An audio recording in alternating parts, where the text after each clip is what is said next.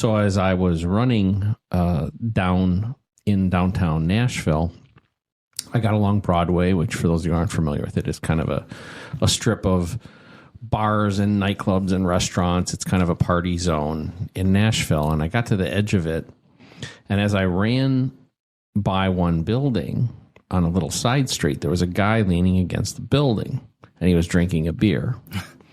And for whatever reason, he took the beer bottle and he threw it at me.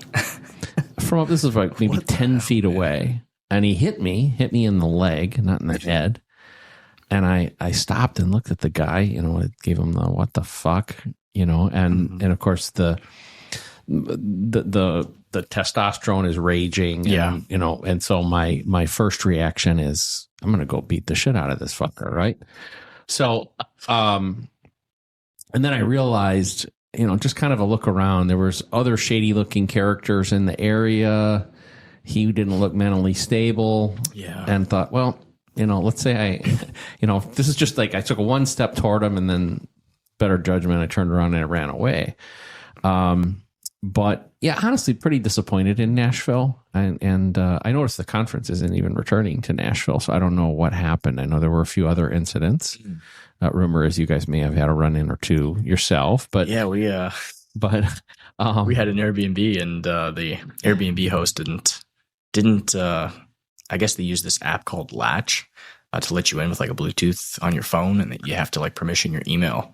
And like there was three or four of my team that I had at the reservation, and we all provided our email, but the host didn't, provide the Latch access. So we show up late at night, and we're outside, and it's a little sketchy outside, and we can't reach this guy, so we're sitting outside for like 5 hours, like. 5 hours? We couldn't get into the room. Somebody finally there was like the homeless population was coming up, like harassing us. And then, finally somebody let us into the building itself, but we were just like in the lobby for hours. We couldn't. So we actually went and like the building had like a gym. So the security guard let us into the gym. So we just got to work out at like 1 o'clock in the morning. Just finally, contacted Airbnb, escalated through 15 levels of support to get somebody who could actually contact the host directly via his phone number, just blow him up in the middle of the night. Yeah.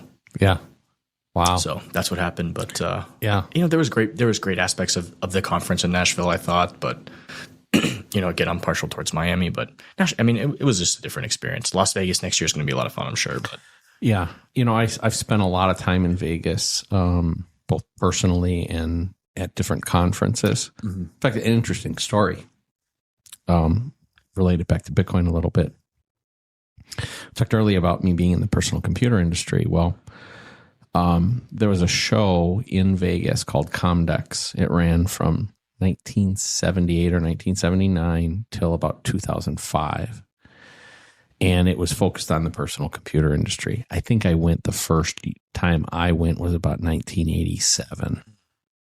And at the time I went in 1987 or so, it was roughly the same size as the Bitcoin conference. Really? About 25,000 people. Wow.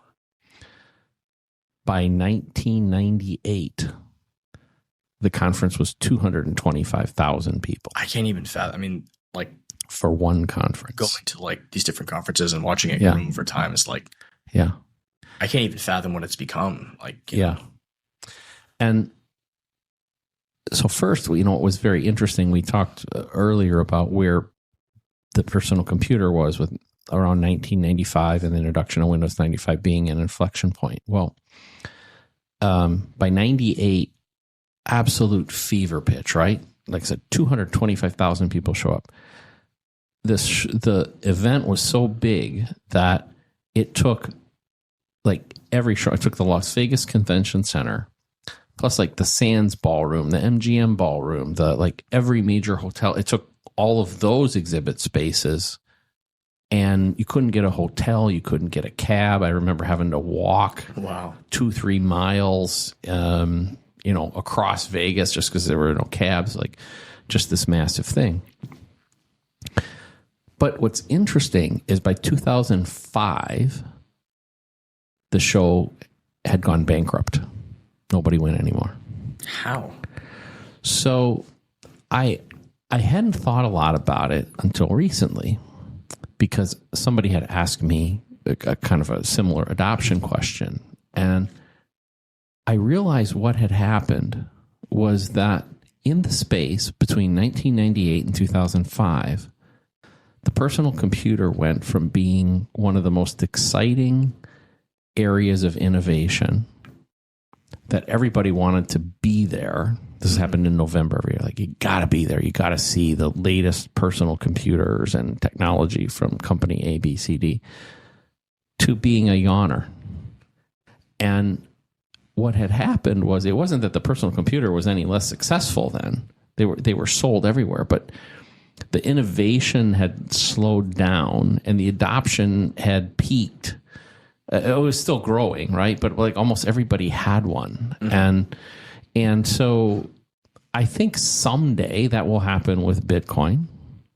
And one of the things I've said is, like, we should enjoy these time periods right now, because I think there is something special about getting together, the community. I found Miami, the last couple of Miami conferences, much better than the Nashville one. But that's more about the event location, the people. That's my personal preference too. Yeah.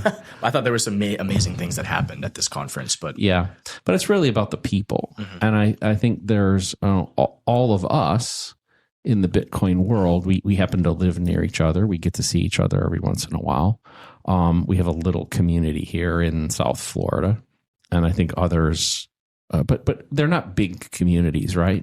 And we're probably all, like, I belong to a golf club.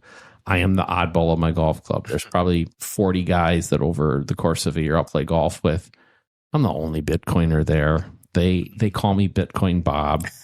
They don't want to hear me talk about Bitcoin anymore, right? So whether it's getting together with some of you guys at some of the events we do in South Florida, I get a little taste of that. Obviously, I live and breathe it, but most people don't have that. That's my point, is that most people live in a very isolated world, and these events are a chance for them to kind of commune with like-minded people, and they're interested in the same things and the same moral values, and then, but at the point that Bitcoin becomes ubiquitous and you have lots of family and friends and everything you do on a daily basis is Bitcoin centric, you probably won't want to go to the Bitcoin conference anymore, because you get that sense of community and spirit, and maybe the innovation slows down a little bit, and we're a little more commoditized and all that. So enjoy the next 5-7 years, because they're probably the heyday where we're big enough that we're big enough and exciting enough that big politicians and celebrities and people like that want to come to our conferences, and we're still excited about what might happen or be announced at this conference. But that'll run its course, and then it's actually a marker of success, not of failure.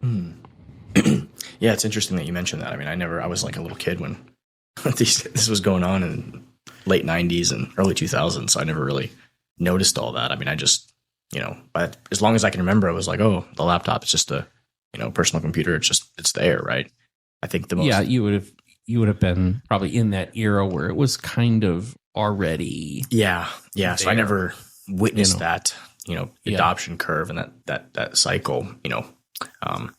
I think the most excited I've ever been over a personal computer was the latest one I got. It's like this ZenBook, and it's got this second screen that's like a little rectangle on the bottom, and you lift it up. It's like a little touch screen, and it's not like two full screens. It's like one full screen and like 1/3 of a screen. Right. But I think that, but what we've seen, like if you look at cell phones, that I think that people could relate to, if you look at the excitement probably for people generally of your generation, or maybe one older or one younger, you might remember the release of the iPhone 4 or the iPhone 5, the iPhone 6. Like, those are big frickin' events. They're very exciting. People would scramble to get them. And now, outside of a niche group of people, nobody cares, right? It's the same thing repackaged with like, like, oh, whippy do now that now there's, I don't know, I can't tell the difference between like the iPhone 8 and the iPhone 13, X, 14, whatever it is right now. Correct. You know, Yeah, it's like it just gets hard. And I'm sure there's, I can tell you, as a guy who used to lead these teams, there are engineers working their ass off to bring you the iPhone 17 or whatever the next one is, and they're burning midnight oil to get a few megapixel more camera in, or a little more RAM, or a little extra battery life. But it's unlikely at this point that any of those efforts will really stir the market, because it's not until something transformative happens that that leap forward. I think they should buy Ledger and integrate that. Well, that's not a stupid idea, honestly. I think they should. I mean, that's not a stupid idea. Now, that it probably wouldn't be Apple's style to buy somebody, but and I think that have the part of the phone be like a secure element that, like, just like using Ledger's tech. Yeah. We just lost audio. Did we? Maybe it's your headphones. Did you? I don't hear. I can hear you just fine when you're near the microphone. I don't hear anything in my headphones. But it might be, maybe you stepped on something.